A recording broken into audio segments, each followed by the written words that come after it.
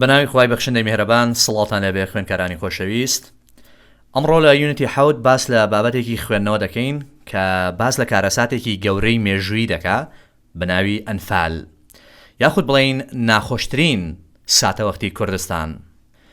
Reporter Chris Carr has turned from the open freedom of the youth conference to focus on Kurdistan. کریسکاری پەیامنێر لە ئازادیەکی کراوەی کۆنگرەی لاوانەوە سەرنجی گۆڕا بۆ تیشکخستنە سەر کوردستان. A part of the world that until recently was not free at all. بەشێک لە جیهان کە تا ئەم زوانش هەرگیز ئازاد نەبووە. Kurdistan's darkest hour. ناخۆشترین ساتەوەختی کوردستان یاخود بڵێین ناخۆشترین کاتژمێر ساعتی کوردستان. They say the darkest hour is the hour before dawn. دەڵێن ناخۆشترین کات یاخود بڵێین ناخۆشترین ساعت کاتی پێشکازیوە یاخود بڵێین ئەو ساعتەیە کە دەکەوێتە پێشکازیوە پێش بەرەبەیان. وشەی dark کە زۆر بەمان بمانای تاریک بیستومانە لێرە داوەتە unpleasant and without any hope that something good will happen یاخود بڵێین unhappy time. واتە کاتێکی ناخۆش کاتێکە هیچ هیوایەکی تێدا بەدی ناکرێت کە شتێکی باش ڕوو بدا. dawn واتە کازیوە بەرەبەیان. And this is very true of Kurdistan. ئەمەش ڕووداوێکی حاشا هەڵنەگرە ئەمە ڕووداوێکی زۆر ڕاستەقینەی کوردستانە. For the Kurds, the sun is now rising on a bright new day. بۆ کوردەکان ئێستا خۆری ڕۆژێکی تازەی درەوشاوە هەڵدێ. The sun is now rising on a bright new day واتە now life is becoming good. واتە ئێستا ژیان بەرەو باشی و بەرەو خۆشی دەڕوە. But they will never forget their darkest hour. بەڵام هەرگیز ناخۆشترین ساتی ژیانیان لەبیر ناکەن. هەرگیز ئەو ڕۆژە ناخۆشیان لەبیر ناکەن. The years of death and destruction. ساڵانێک مەرگ و وێرانکاری. Destruction واتە خاپوورکردن یاخۆ بڵێین وێرانکاری. That Saddam Hussein brought them and all of Iraq. ساڵانێک مەرگ و وێرانکاری کە سەدام حوسین بەسەر کوردەکان و هەموو عراقی هێنا هەموو گەلی عراق. Before traveling to Kurdistan, کریسکا دەڵێ پێشگەشتکردنم بۆ کوردستان I knew very little about the Anfal. شتێکی زۆر کەم سەبارەت بە ئەنفال دەزانیم. زانیاریەکی وام نەبوو. اینجا پێناسەی ئەنفالمان بۆ دەکا بەم جۆرە دەڵێ Saddam's genocide against the Kurds that continued from 1979 to 1988. کۆمەڵکوژیەکەی سەدام دژ بە کوردەکان کە لە ساڵی 1979 بۆ 1988 بەردەوام بوو درێژەی کێشە. Genocide واتە کۆمەڵکوژی. I had planned only to write about Kurdistan's recent rapid development. کریس دەڵێ پلانی ئەوم هەبوو کە تەنها دەربارەی پێشکەوتنە خێرا و تازەکەی کوردستان بنووسم.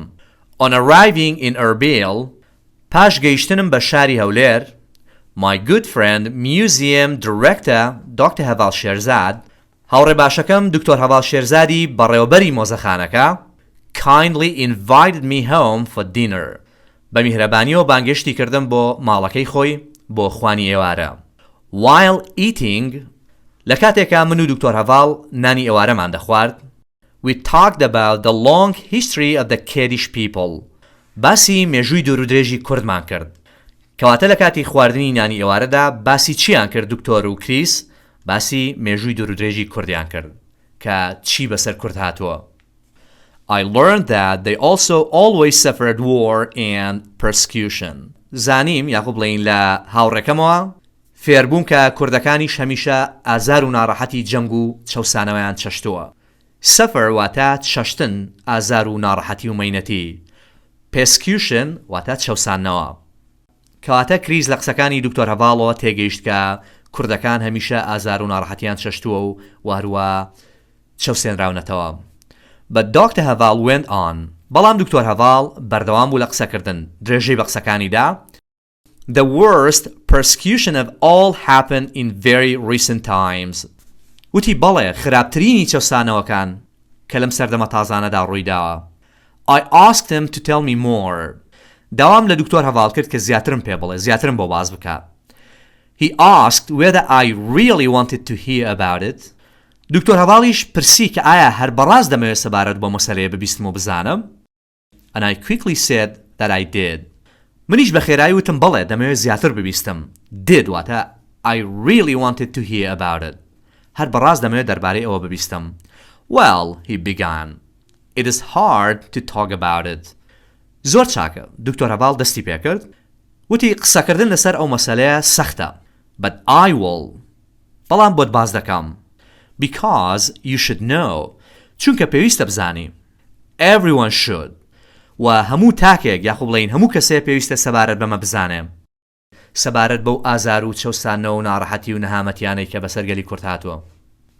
And you can help us too. و تۆش دەتوانی هاوکاریمان بکەی. If you write about the Anfal in your newspaper. ئەگەر لە ڕۆژنامەکەی خۆتدا بابەتێک سەبارەت بە ئەنفال بنووسی. I promised that I would. منیش بەڵێنمدا کە بابەتێک دەربارەی ئەنفال بنووسم لە ڕۆژنامەکەمدا. Then I listened as my friend quietly told me about atrocity after atrocity and the Saddam's cruel government. پاشان من گوێم گرت بوو لە کاتێکا هاوڕێکەم بەهێمنی باسی دڕندەی لە دوای دڕندەی ڕژێمی دڵڕەقی سەدامی بۆ دەکردم. Atrocity واتە دڕندەی. Cruel واتە دڵڕەق بێبەزەیی. I was horrified. بەڕاستی من تۆقیم زۆر ترسام. First, in 1979 to 1980, یەکەم جار لە ساڵی 1979 بۆ 1980 hundreds of thousands of Kurds in Arab areas simply disappeared. بە سەدان هەزار مرۆڤی کورد لە ناوچە عەرەبیەکان لە ناوچە عەرەب نشینەکان دیار نەمان و ون بوون. Then, in 1983, villages in Kurdistan were destroyed.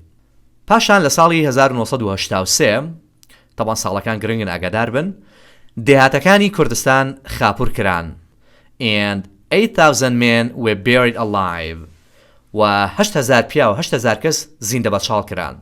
لە هەندێک لە تێکسبوکەکاندا لە جیاتی وشەی من وشەی بارزانی بەکارهاتووە بەم جۆرە 8,000 Barzanis were buried alive.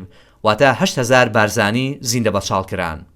Bury alive واتە شتێک بە زیندوی بخێ ژێرگەڵ واتە زیندە بەچاڵکردن.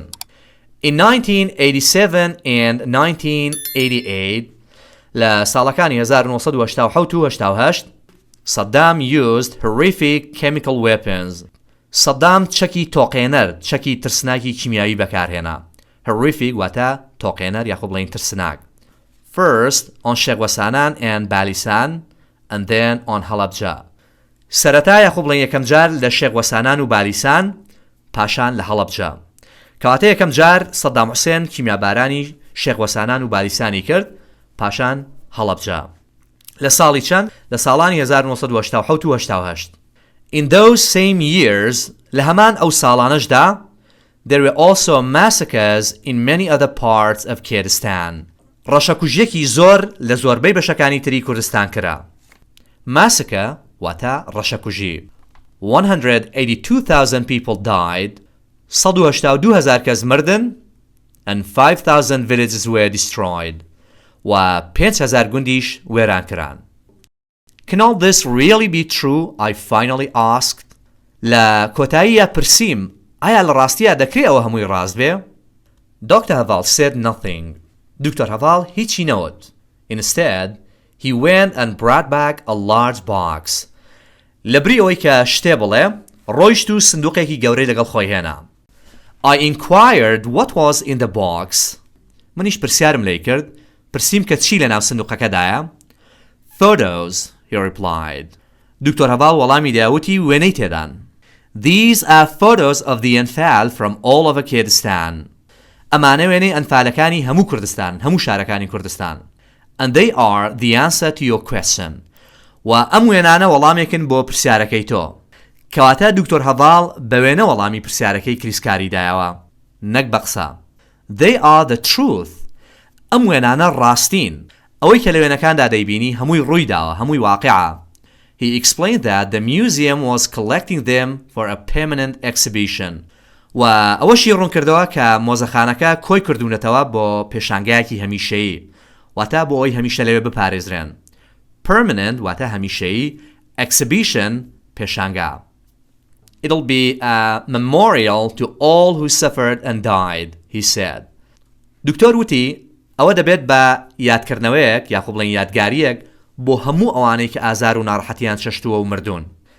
After letting me look at the terrible pictures for several minutes, he quietly said, پاشەوەی ڕێگەی پێدام بۆ ماوەی چەند خولەکێک سەیری وێنە ترسناکان بکەم بە ئارامیەوە بە بێدەنگی وتی If the world sees what really happened, ئەگەر جیهان ئەوەی کە لە ڕاستیە ڕوویدا بیبینێ, then maybe, just maybe, ئەو کاتە دەڵێم لەوانەیە, تەنها لەوانەیە, humans will learn never again to do these terrible things to each other. ئەو کاتە دەڵێم لەوانەیە مرۆڤەکان فێری ئەوە بن کە هەرگیز جارێکی تر ئەم شتە ترسناکانە بەرامبەر یەکتر نەکەن. Correct the statements that are wrong. ئەو دەستەواژانە ڕاست بکەوە کە هەڵەن. Number 1. Only the Kurds suffered under Saddam's government. تەنها کوردەکان ئازار و ناڕەحەتی و مەینەتیان چەش لە ژێر دەستی حکوومەتی سەدام. هەڵەیە وەڵامە ڕاستەکەی بەم جۆرەیە All of Iraq suffered under Saddam's government. هەموو گەلی عراق ئازار و ناڕەحەتی چەش لە ژێر دەستی حکوومەتی سەدام. Number 2. Kriska expected to write about the past when he first arrived in Kurdistan. کریسکا بەتەما بوو دەربارەی ڕابردوو بنووسێ کاتێ یەکەم جار گەیشتە کوردستان. ئەمەشیان هەڵەیە وەڵامە ڕاستەکەی بەم جۆرەیە He expected to write about Kurdistan's recent rapid development when he first arrived. بەتەمای ئەوە بوو کە دەربارەی پێشکەوتنە خێرا و تازەکەی کوردستان بنووسێ کاتێ یەکەم جار گەیشتە کوردستان. Number 3. His plans changed while visiting Dr. Sherzad's museum. پلانەکانی گۆڕین یاخو بڵین بەرنامەکانی گۆڕان لە کاتێکا سەردانی مۆزەخانەکەی دکتۆر شێرزادی کرد. ئەمەشیان هەڵەیە وەڵامە ڕاستەکە His plans changed while having dinner with Dr. Anfal Sherzad at his home. پلانەکانی گۆڕان یاخو بڵین پلانەکانی گۆڕین لە کاتێکا نانی ئێوارەی دەخوارد لەگەڵ دکتۆر هەڤال شێرزاد لە ماڵەکەی ئەو. Number 4. Dr. Anfal wanted Kriska to tell people in his country about the Anfal. دکتۆر هەڤال ویستی کریسکا بە خەڵکی وڵاتەکەی خۆی بڵێ سەبارەت بە ئەنفال. بەڵێ ئەمە ڕاستە داوای دەکات کە بابەتێک دەربارەی ئەنفال بنووسێت لە ڕۆژنامەکەی خۆیدا. Number 5. Dr. Anfal did not answer Kriska's question because he had no answer. دکتۆر هەڤال وەڵامی پرسیارەکەی کریسکاری نەدایەوە چونکە هیچ وەڵامێکی پێ نەبوو. ئەمەشیان هەڵەیە وەڵامە ڕاستەکە بەم جۆرەیە He certainly had an answer. بەدڵنیاییەوە وەڵامێکی پێ بوو بۆی. And the answer was in the photos that he showed Chris. وەڵامەکەش لەنێو ئەو وێنانەدا بوو کە پیشانی کریسیدان. Number 6. The museum planned to show the photos to its visitors. مۆزەخانەکە بەرنامەی ئەوەی هەبوو کە وێنەکان پیشانی میوانەکانی بدا، پیشانی سەردانچیەکانی بدا. بەڵێ ئەمەشیان ڕاستە. خاڵی سێمیان explain in your own words بە وشەی خۆت بە دەربڕینی خۆت ڕوونیان بکەوە. Number 1. Line 1. دێڕی یەک The darkest hour is the hour before dawn. ئەمە بەمانای چی دێت؟ واتە the worst time is the time just before things suddenly get better. واتە خراپترین کات ئەو کاتەیەکە بەردۆی کە بارودۆخەکان لە پڕێکا بەرەو باشی بڕۆن بە پێچەوانەوە بەرەو خراپی ڕۆیشتن. Number 2. Line 2.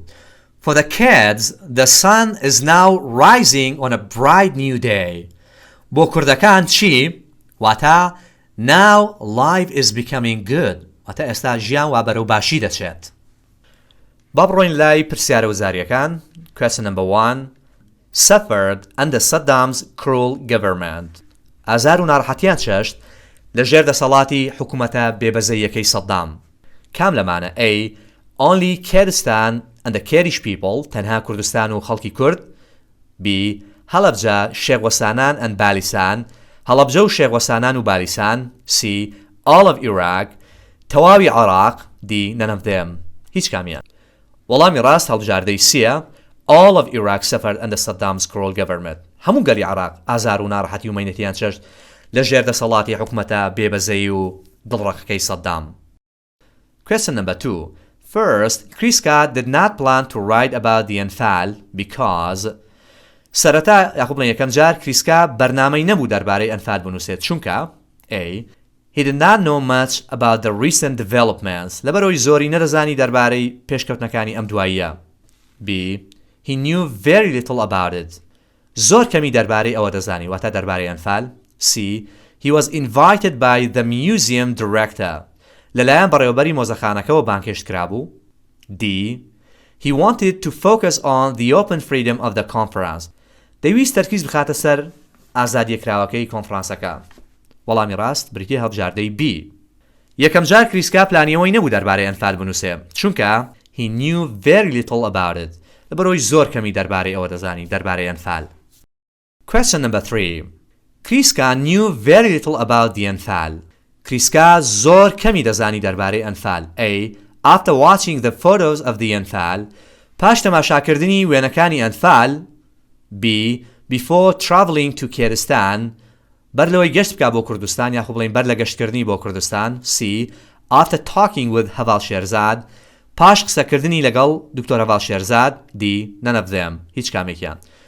وەڵامی ڕاست بریتیە هەڵبژاردەی B. Before traveling to Kurdistan, کریسکا knew very little about the Anfal. پێش گەشتکردنی بۆ کوردستان کریسکا زۆر کەمی دەزانی دەربارەی ئەنفال. زانیاریکی وای نەبوو. Question number 4.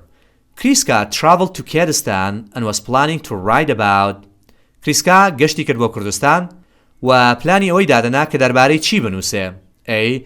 How Kurdistan developed, کە چۆن کوردستان پێشکەوت. B. The museum, دەربارەی مۆزەخانەکە. C. The Anfal, دەربارەی ئەنفال. D. The photos of the Anfal, دەربارەی وێنەکانی ئەنفال. وەڵامی ڕاست هەڵبژاردەی A. کریسکا گەشتی کرد بۆ کوردستان و پلانی ئەوەی هەبوو کە دەربارەی ئەوە بنووسێ How Kurdistan developed, کە کوردستان چۆن پێشکەوتووە. Question number 5. Dr. هەڤاڵ شێرزاد was. دکتۆر هەڤاڵ شێرزاد کام لەمانە بوو. A. An education expert, خەبیری پەروەردە بوو شارەزای بواری پەروەردە بوو. B. A website designer, نەخشەکێشی ماڵپەڕ بوو. C. One of Azad's audience, یەکێک لە هەوادارانی ئازاد. D. A museum director, بەڕێوەبەری مۆزەخانە بوو. وەڵامی ڕاست بریتیە هەڵبژاردەی D. دکتۆر هەڤاڵ شێرزاد a museum director, بەڕێوەبەری مۆزەخانە بوو. Question number 6. While eating, Dr. هەڤاڵ شێرزاد and کریسکا talked about. لە کاتێکە نانیان دەخوارد دکتۆر هەڤاڵ شێرزاد و کریسکا باسی کام لەم شتانەیان کرد. A. The recent rapid development in Kurdistan, باسی ئەو پێشکەوتنە خێرا و تازەی کوردستانیان کرد. B. The long history of the Kurdish people, باسی مێژووی دوور و درێژی خەڵکی کوردیان کرد. C. The photos of the Anfal, باسی وێنەکانی ئەنفالیان کرد. D. The museum's plan for the future, باسی پلانی مۆزەخانەکەیان کرد بۆ داهاتوو. وەڵامی ڕاست بریتیە هەڵبژاردەی B. لە کاتێکە نانیان دەخوارد دکتۆر هەڤاڵ و کریسکا باسی مێژووی دوور و درێژی کوردیان کرد. Question number 7. کریسکا learned from Dr. هەڤاڵ شێرزاد that the Kurdish people. کریسکا لە دکتۆر هەڤاڵ شێرزادەوە فێر بوو کە خەڵکی کورد. A. Used chemical weapons, چەکی کیمیاییان بەکارهێناوە. B. Committed massacres in many parts in Iraq, تاوانی ڕەشەکوژیان ئەنجامداوە لە زۆرێک لە ناوچەکانی عێراق. C. Suffered war and persecution, بەدەست چەوسانەوە و جەنگەوە ئازاریان چەشتووە. D. Brought war and persecution, جەنگ و چەوسانەوەیان هەڵگیرساندووە. وەڵامی ڕاست بریتیە هەڵبژاردەی C. کریسکا فێری ئەوە بوو کەوا خەڵکی کورد suffered war and persecution, ئازار و ناڕەحەتی و مەینەتی چەوسانەوە و جەنگیان چەشتووە. Question number 8.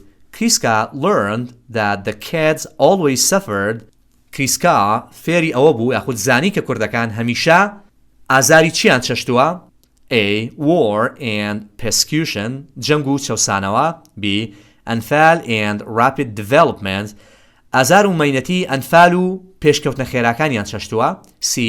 Chemical weapons and Dr. هەڤاڵ, چەکە کیمیاویەکان و دکتۆر هەڤاڵ. D. The photos, وێنەکان. وەڵامی ڕاست هەڵبژاردەی A. War and persecution, جەنگ و چەوسانەوە. Question number 9. کریسکا promised to help Kurdish people by. کریسکا بەڵێنی دا کە یارمەتی خەڵکی کورد بدا بەچی. A. Writing about the Anfal in his newspaper, بە نووسینی بابەتێک دەربارەی ئەنفال لە ڕۆژنامەکەیدا. B. Looking at the photos of the Anfal, بە تەمەشاکردنی وێنەکانی ئەنفال. C. Visiting Dr. هەڤاڵ at the museum, بە سەردانکردنی دکتۆر هەڤاڵ لە مۆزەخانەکە. D. Writing about the rapid developments in Kurdistan, بە نووسینی بابەتێک دەربارەی پێشکەوتنە خێراکانی کوردستان.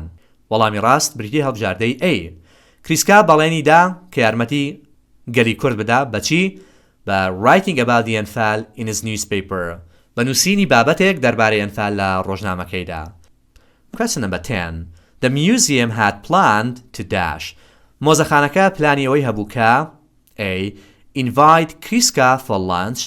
کریسکا بانکێش بکات بۆ خوانی نیوەڕۆ. B. Sell the photos of the Anfal to its visitors.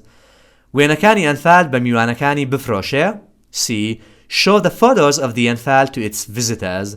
وێنەکانی ئەنفال نیشانی میوانەکانی بدات. D. Write about Kurdistan's rapid change. دەربارەی گۆڕانکاری خێراکانی کوردستان بنووسێ. وەڵامی ڕاست بریتیە هەڵبژاردەی C. مۆزەخانەکە پلانیەوەی هەبوو کە show the photos of the Anfal to its visitors کە وێنەکانی ئەنفال نیشانی سەردانچی و میوانەکانی بدات. Question number 11. The museum was collecting the photos of the Anfal. مۆزەخانەکە وێنەکانی ئەنفالی کۆدەکردنەوە بۆچی؟ A. To help Kriska in his new report. بۆ یارمەتیدانی کریسکا لە راپۆرتە تازەکەی. B. To be put in a large box. بۆی لە ناو سندوقێکی گەورەدا دابنرێن. C. To be a memorial to those who suffered and died. بۆی ببن بە یادەوەریەک بۆ ئەوانی کە ئازار و ئەشکەنجیان چەشتووە مردوون. D. None of these. هیچ کامێک لەمانە. وەڵامی ڕاست بریتیە هەڵبژاردەی C. مۆزەخانەکە وێنەکانی ئەنفالی کۆدەکردنەوە بۆچی؟ To be a memorial. بۆی ببێ بە یادگاریەک to those who suffered and died. بۆ هەموو ئەوانەی کە ئازار و ناڕەحەتیان چەشتووە مردوون. Question number 12. Dash wanted to tell people in his country about the Anfal. یەکێک لەمانە ویستی یەکێک لەمانە بە خەڵکی وڵاتەکەی خۆی بڵێت دەربارەی ئەنفال. وەڵامی ڕاست بریتیە هەڵبژاردەی C. Dr. Haval wanted Kriska to tell people in his country about the Anfal. دکتۆر هەڤاڵ ویستی کریسکا بە خەڵکی وڵاتەکەی خۆی بڵێت دەربارەی ئەنفال. تا ڤیدیۆیەکی تر بەخوای گەورەتان دەسپێرم. هەر شادبن.